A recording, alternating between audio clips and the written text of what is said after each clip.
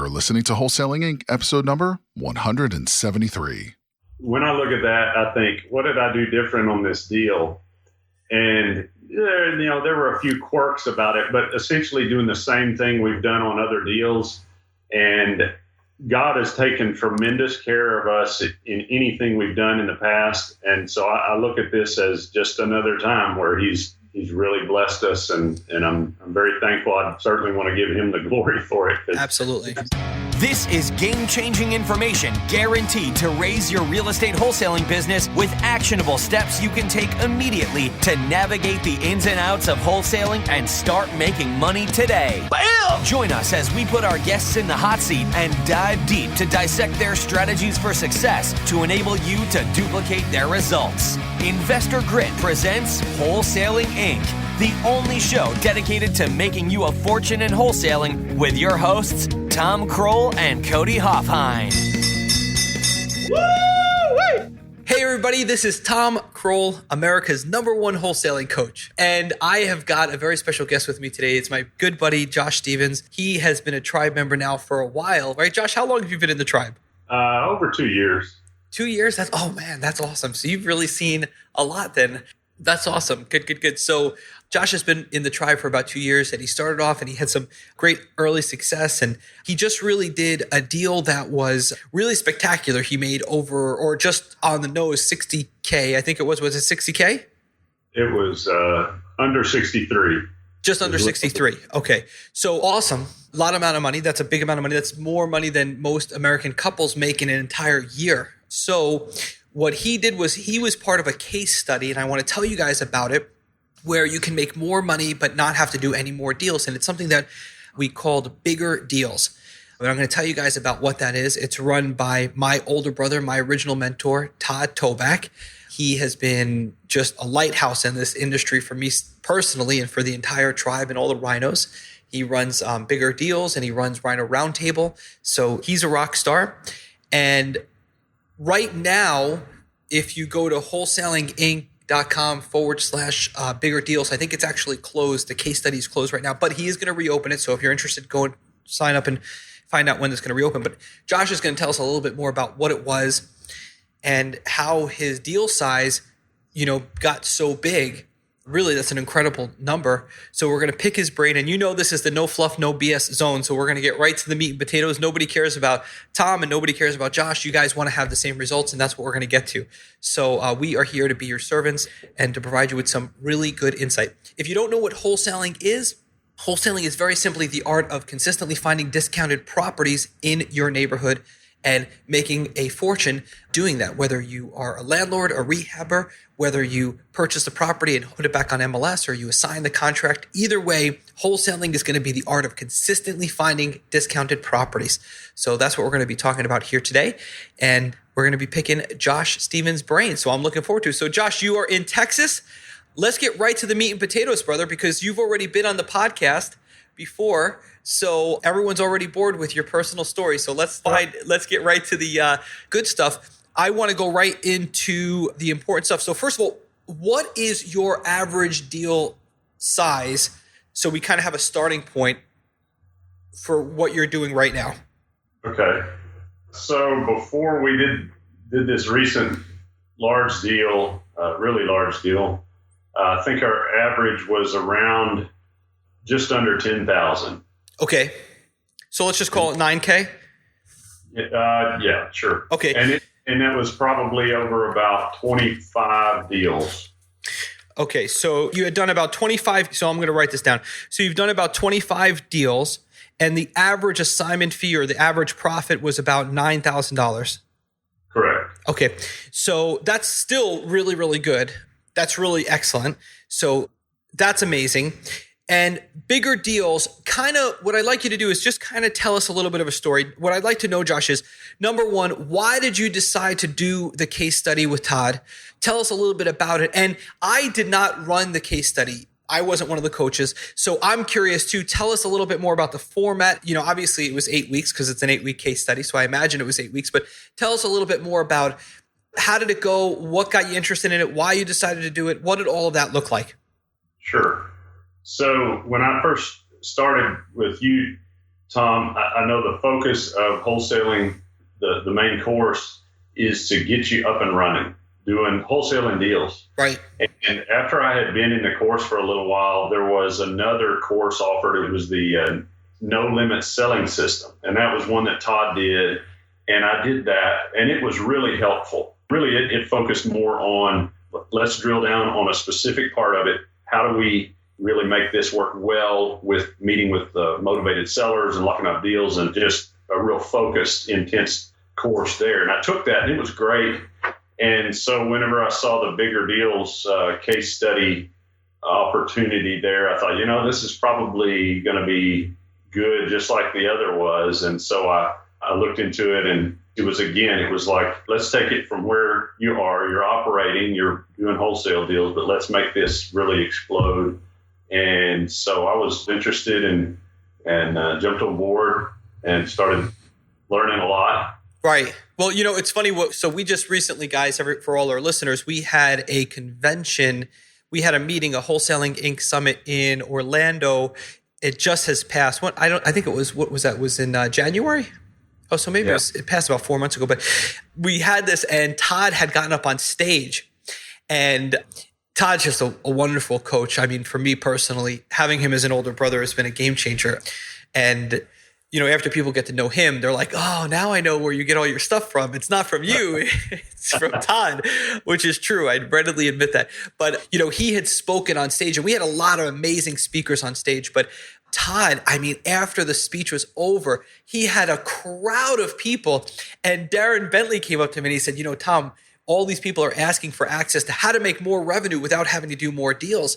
And that's actually, we decided right at that moment, we said, let's do an 8-week case study. And then we put it up, and people signed up. And that was kind of the inception for us. But yeah, I think that was the biggest takeaway, is that, hey, more revenue without having to increase number of deals, which means without having to increase the marketing, which was insane. So take us through bigger deals. Like, how did it go? What did it look like? Were you participating on the phone calls or listening to recordings, or how did that work? Sure. So 8 weeks, like you described, there were some training videos each week. And then we had a weekly call. We'd go over the material that was covered in the videos that week. And then we would do question and answer and some role play, which role play is really, really beneficial because it kind of exposes weaknesses or gaps in your skills or your technique. Right. So that really helps a lot. So it goes through that, and initially started with probably what I would consider the biggest key in wholesaling well, and certainly not an expert, but I've done it the wrong way. And that is having a good, solid, active buyers list that is constantly being refreshed with new buyers and updated. And that was a big part of the first of the course. And then we moved through meeting with sellers and really drilling down on some things that make deals that might not have been there if it was not necessarily lay down deals, but make it to where we can make something happen with those without spending more money on marketing. Right. Yeah. So what is like a specific, obviously, so the more cash buyers, the better. That makes a lot of sense. What is like a key takeaway or a negotiation tactic that you took away where you were like, man, this I implemented? Or I guess what I really want to know is, how the heck did you more than 6 times your profit margin? What was like the magic bullet, or what was like, how did that even happen? Because $60,000, Josh, is for a lot of people who are listening right now, who don't have a lot of experience, maybe, or just getting started. I know you've done 25 deals now, but that's a real life-changing amount of money. So take me through, like, what was the one pinnacle, like 1, 2, or 3 things that really helped you increase so dramatically your deal size? Okay. Well, first of all, this wasn't a normal deal on the buyer end. Okay. A little unusual on the buyer end. The seller side, very typical, distress situation. Somebody needed to move. You couldn't afford to do it necessarily what they would have liked, the way they would like to have, got a new place, fixed it up, and sold it with a realtor for highest price. They couldn't afford to do that, weren't in position to do that. And it was a There was a lot of family drama going on. I'll just leave it at that. Sure. And so purchase price, it wasn't crazy low like you would think of for, a really large deal. But on the buyer side, I had been part of the whole idea there, building your buyers list and working at that all the time. I had gotten in contact with this buyer through calling Craigslist ads, and this was a property management company. Okay, so let me just slow down. So the first thing is there was a distressed seller. How did you find the deal? Was it direct mail or cold calling or PPC or what? Okay, this is good. Okay. So it was direct mail, and the lady had called me February a year ago. Okay, wow. Initially.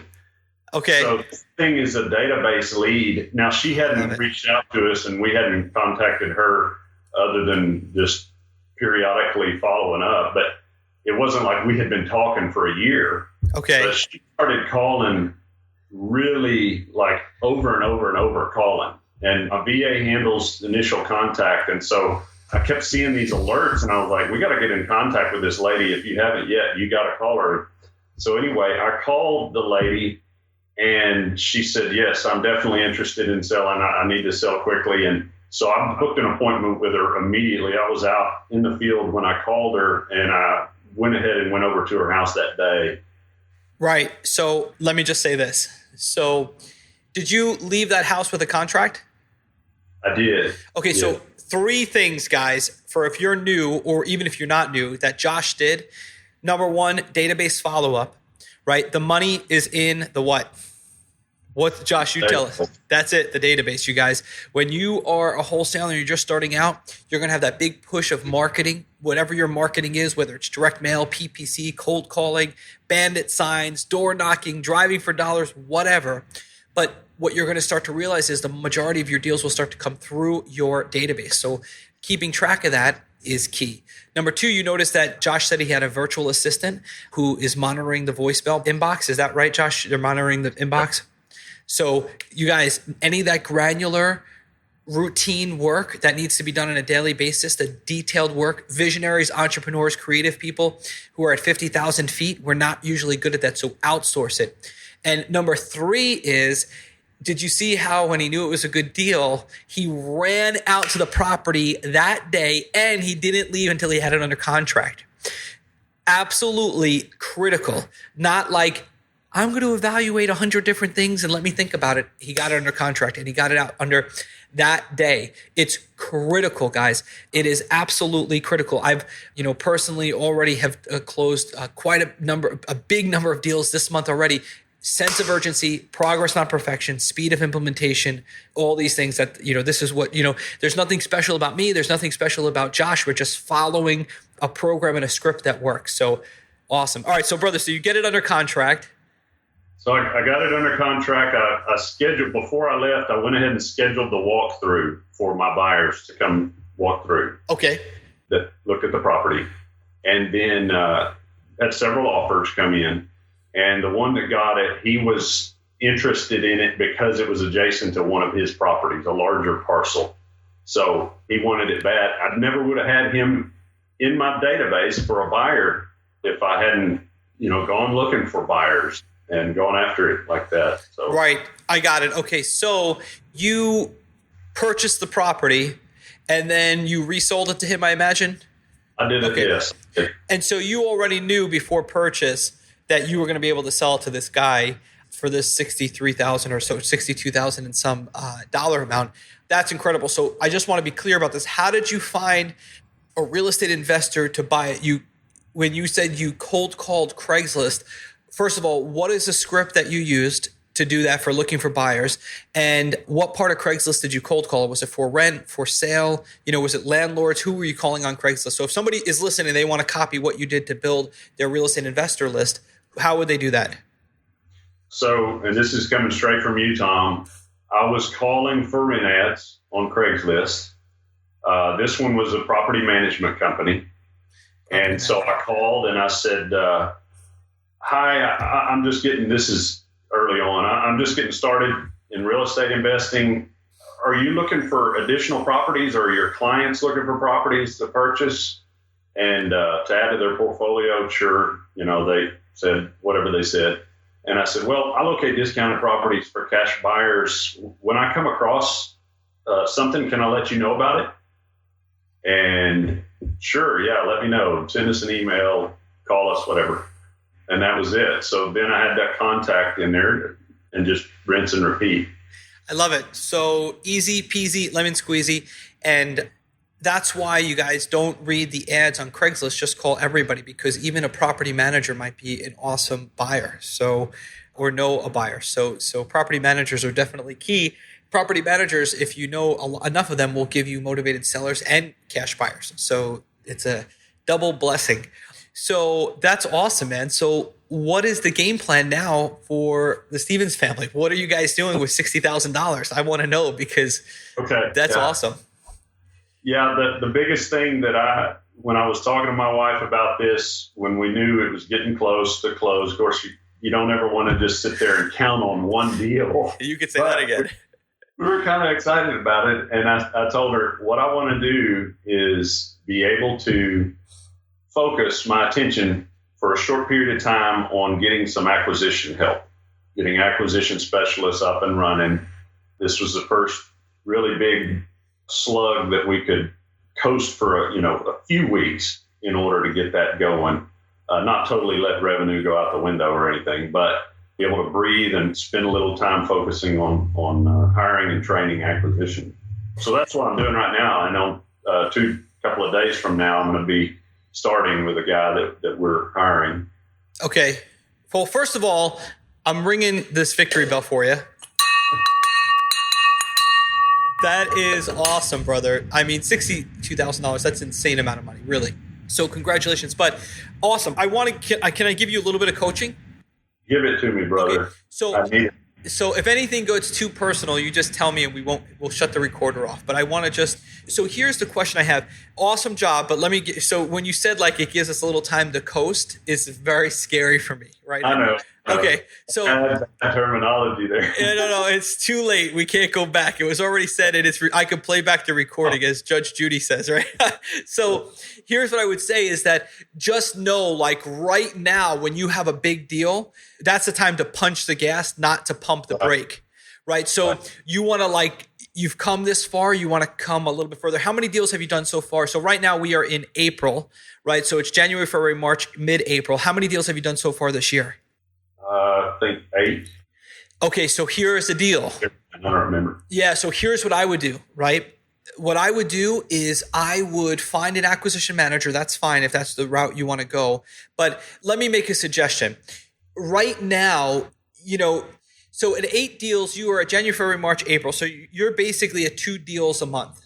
That's 8 closed deals? Right, that was 8 through March, yeah. Okay, so April isn't counted yet? No. Okay, so you're right there, but I would just punch the gas a little bit more and really focus on more deals. How is your pipeline looking right now? What do you have lined up? How much money are you going to make in the next 30 days? Probably in the next 30 days. Yeah. 10K, I guess. Okay, that's one deal? No, it's 2. Yeah, I mean, here's what I would suggest.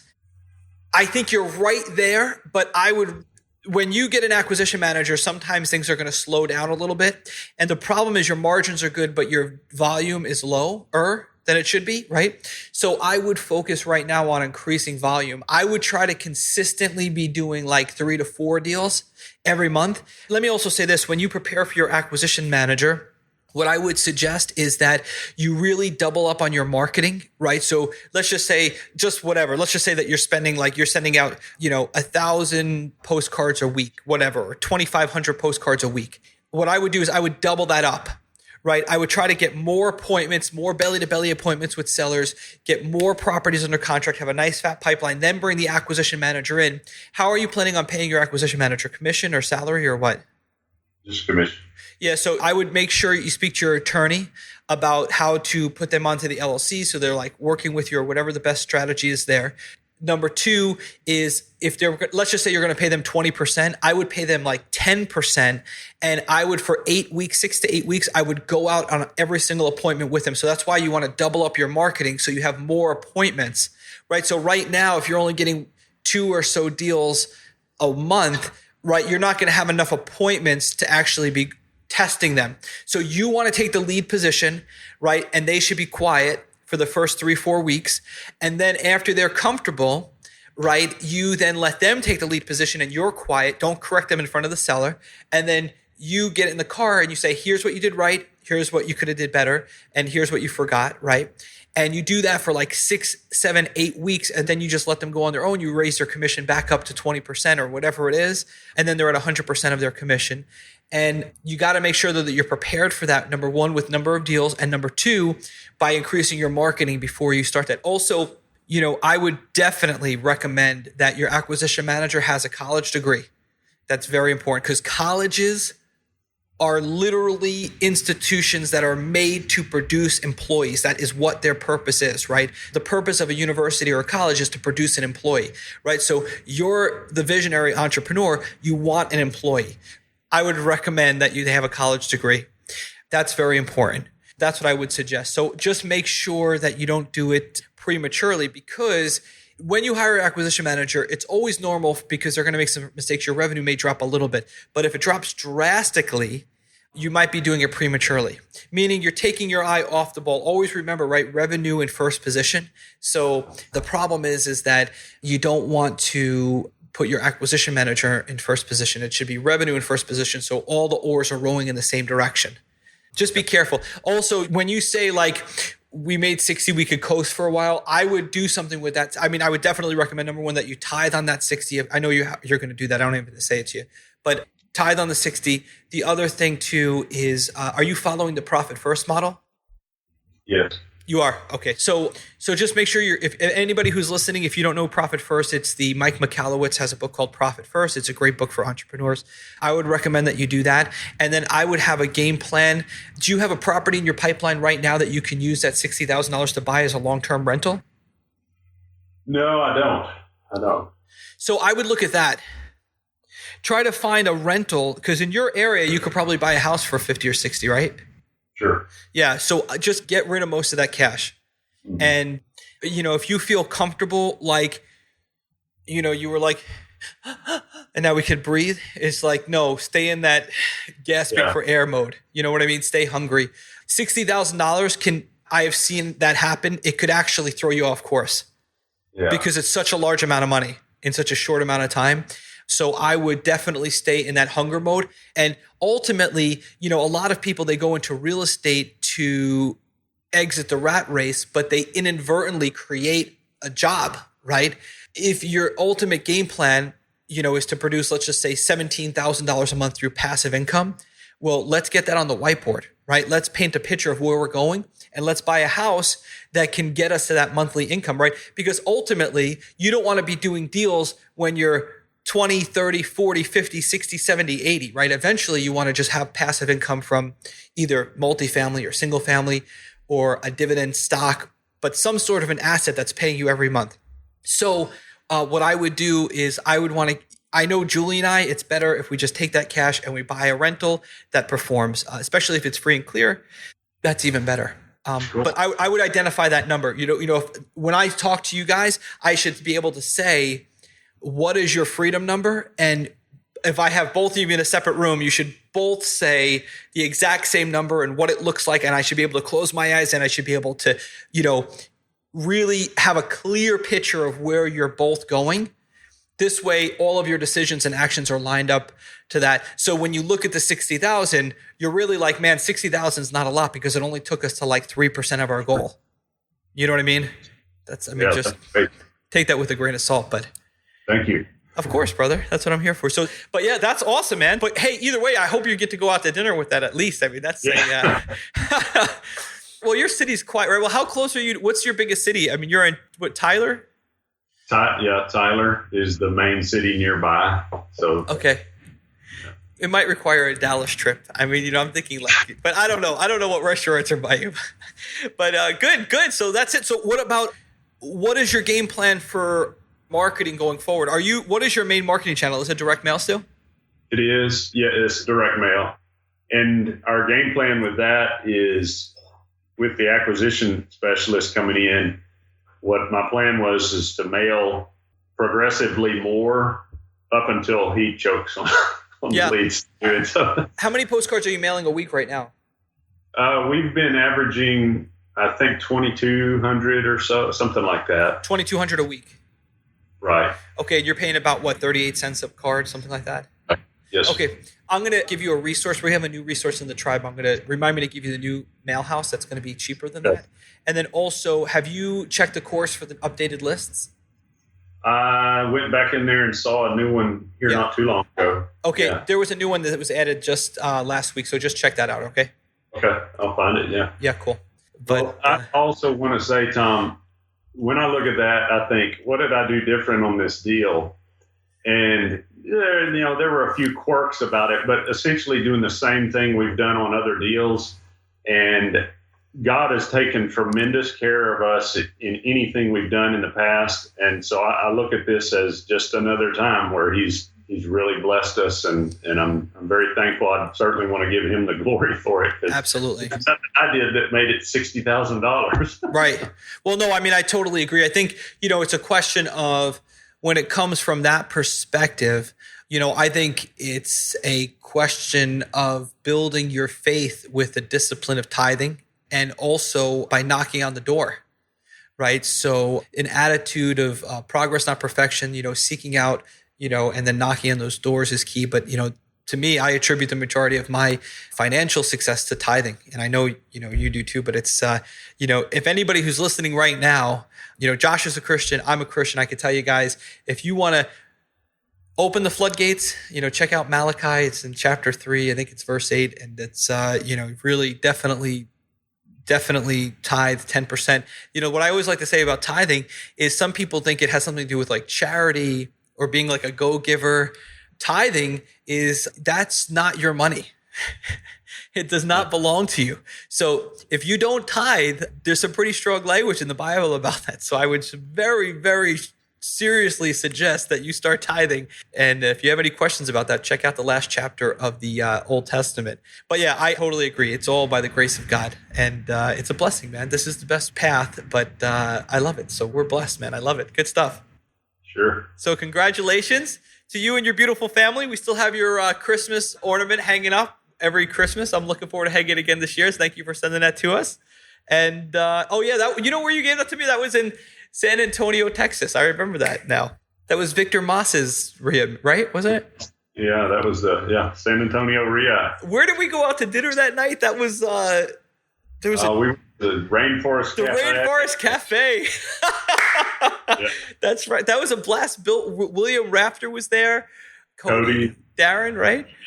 Renee was there. Renee Martinez. Oh, man, I haven't heard from him in a while. That's good. So, brother, I love it. Congratulations.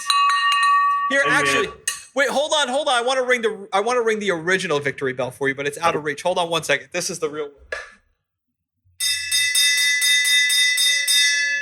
Oh, I love that one. That's the right one. It's got a little different tone to it. It does. It's the original one. I'll never sell that one. Yeah. Good stuff. Well, congratulations, brother, again. Hey, it's good talking to you. Always good talking to you. Have a good one. We'll talk to you soon. All right, bye. All right, bye-bye. That's all for this episode. Your next step to success is to continue the conversation over at investorgrit.com by joining the mailing list, as well as get your chance to book a strategy session to learn the systems and become part of the tribe with your hosts, Tom Kroll and Cody Hoffheim. We'll see you next episode with more ways to make you a fortune in wholesaling.